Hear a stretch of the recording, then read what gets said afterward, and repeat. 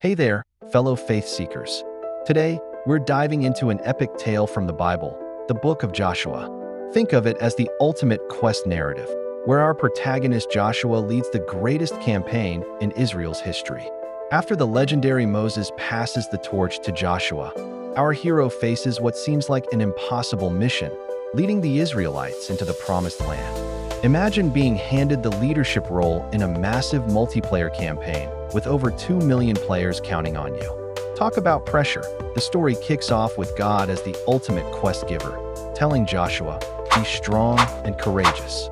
It's like that moment in every great RPG where the main character receives their divine calling. But here's the catch. To claim their inheritance, they have to cross the Jordan River and face powerful nations. The first major quest, the city of Jericho. Picture this, a seemingly impenetrable fortress with walls so thick chariots could race around the top. But instead of siege weapons, God gives them an unusual strategy. March around the city for 7 days, then blow trumpets and shout. When they follow this divine strategy, the walls come crashing down like a final boss's defenses crumbling. As the campaign continues, Joshua leads the Israelites through a series of conquests across Canaan.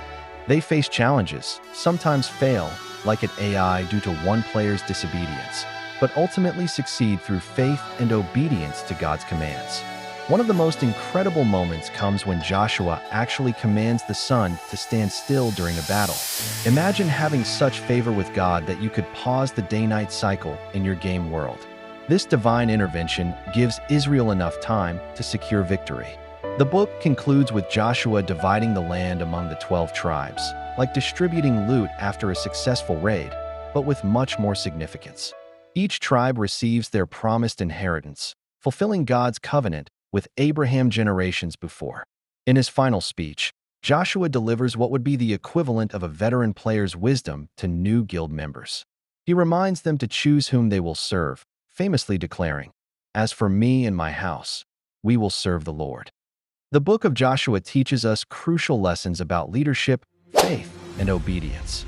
It shows that victory doesn't always come through conventional methods, but through following God's unique strategies. Even when the quest seems impossible, with God as your guide, nothing is insurmountable.